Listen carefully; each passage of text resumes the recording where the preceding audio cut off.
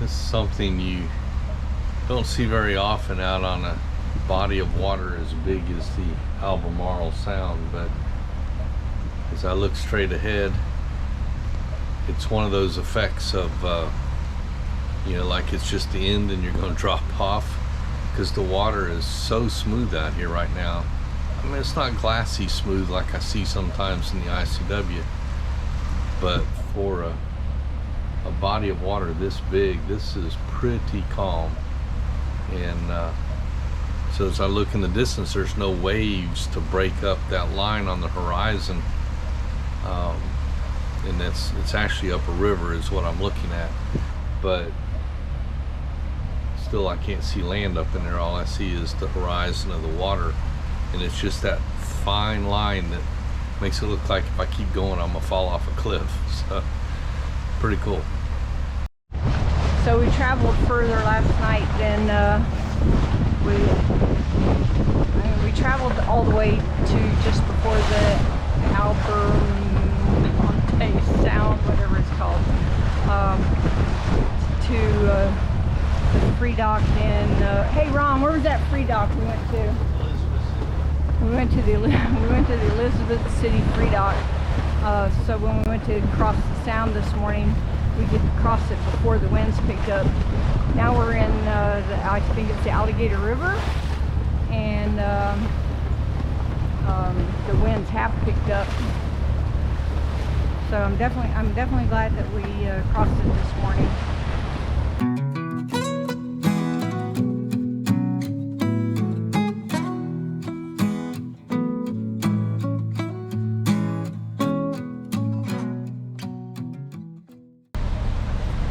Sometimes you gotta wonder what powerful congressman got this pork belly project done.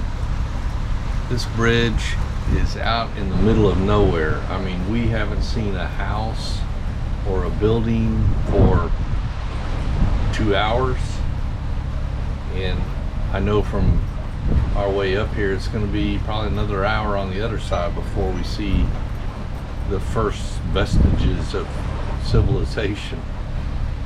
And it takes us, once we can see a bridge, it takes us at least an hour, sometimes up to 2 hours, depending on how straight our approach is, before we actually get to the bridge. And both when we passed under this bridge on the way north, and now as we're heading south, we watched the bridge, for an hour. We're sitting here staring at the bridge, and maybe 1 or 2 cars goes over, like maybe every 20 minutes a car will go over the bridge. Yet this bridge had to cost millions and millions of dollars to build. Somebody thought it was important enough for those 1 or 2 cars an hour to get across this river. I think they could just give me $1 million, I'd sit here with a barge and do it for them for a lot cheaper.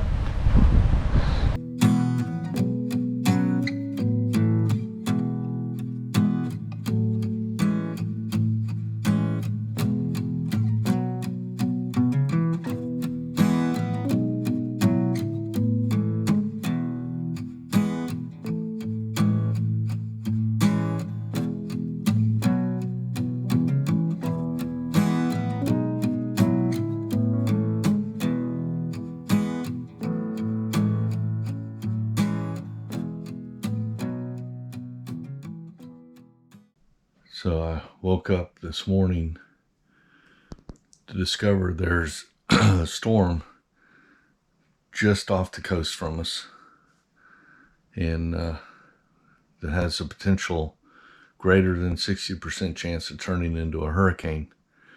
And the outer bands of it are pretty close to us already, and it's heading this way. So thanks for the warning.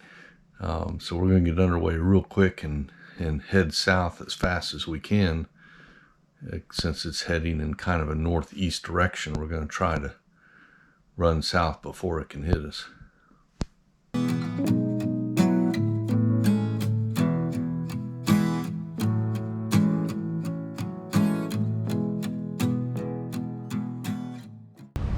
It's almost 9 o'clock in the morning. We've been underway for over 2 hours, and you can see that storm is getting closer and closer to us.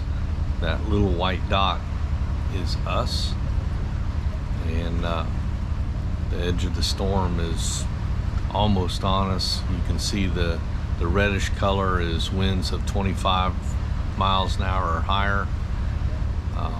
So it's not looking good at the moment. We're actually looking out the front of the boat. You can see the storm in the distance, but hopefully we're going to be making a turn about an hour from now, I guess, and hopefully turn away from it. And like I say, the goal is just to keep going south as fast as we can and hope to miss the bulk of the storm as it heads northeast.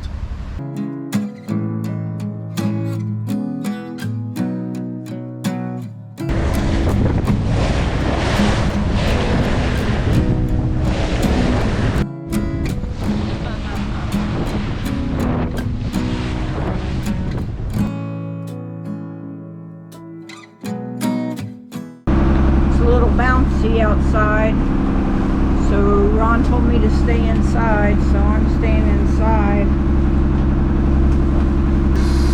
Just trying to go around this point, but there's a storm that's not named, but it's right off the coast of us, and it's kicking up a little bit of a few little waves.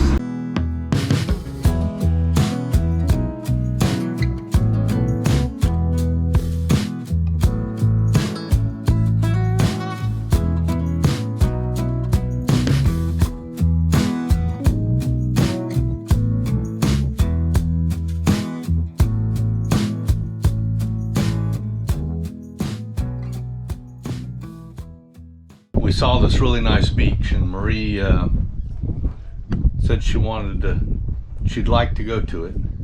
And we've been traveling for, well, we're almost to South Carolina, and we've been going pretty much non-stop since Baltimore, Maryland. So what the heck, let's have a treat. So we dropped anchor. There's an anchorage right by the beach. You can see the beach, I can see the ocean. So we dropped anchor. We're gonna put the dinghy over. We're gonna go check out the beach and just relax a little bit. We haven't done that in a while.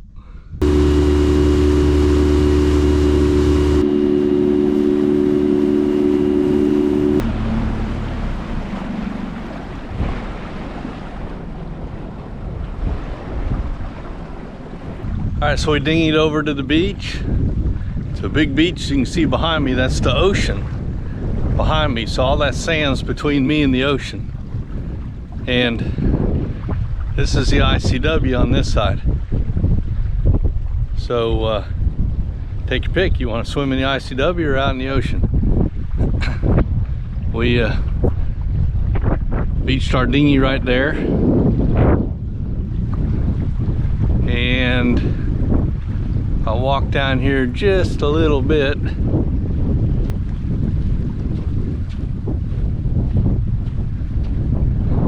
There she is.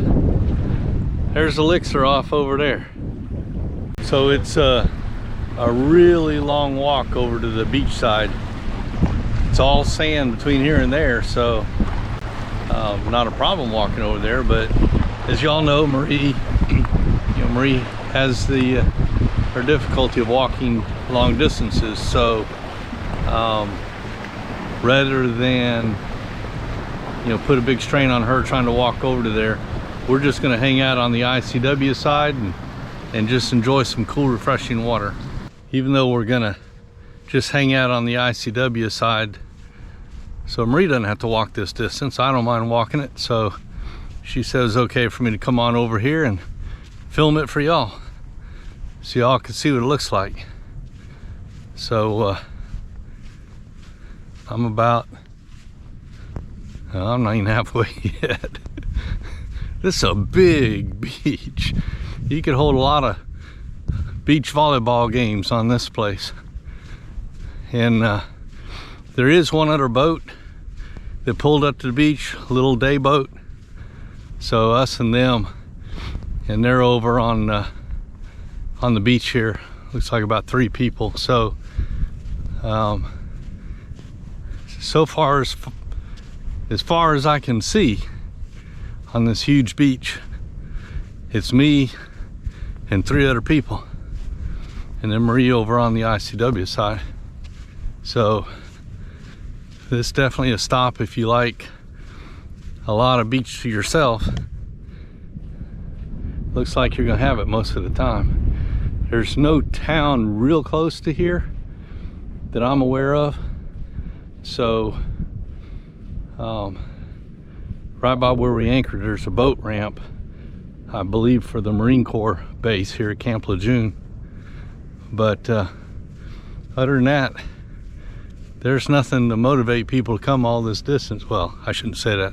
There's a nice beach to motivate them, but it's a distance. So people aren't gonna just hop in their boat and run over here. They gotta, it's a commitment to come here. So you can be pretty much assured whenever you come here, you're gonna have the beach mostly to yourself. Ron is walking all the way over to the beach.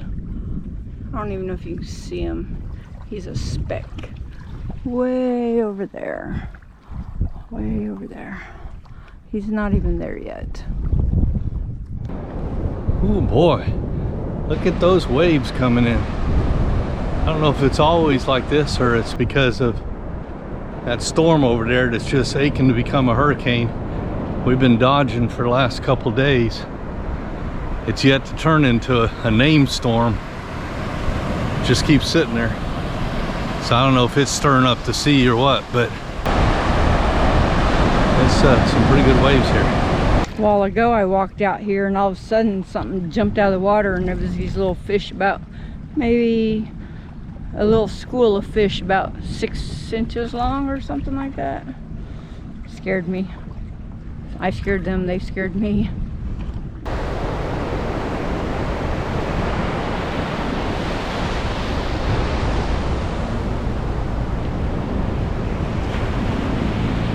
I think Ron's on his way back.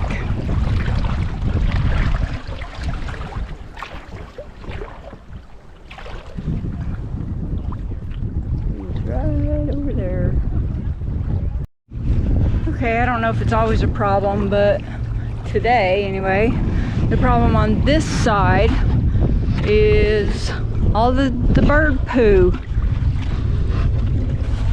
Ew.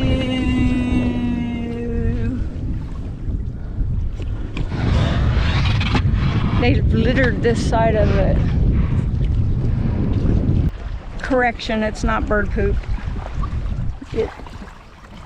It's something, but it's not bird poop. It's, we don't know what it is. Come look at it in the water over here, Ron. Some of it looks like it has leaves attached, so I guess it's some form of vegetation. I mean, not leaves, but stems attached to it.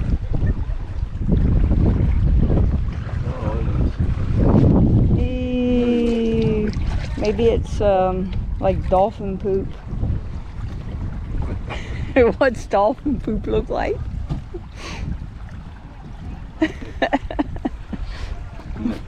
What? I think it's vegetative. Your smell, see? I don't want to smell. Prince. I could reach the rest.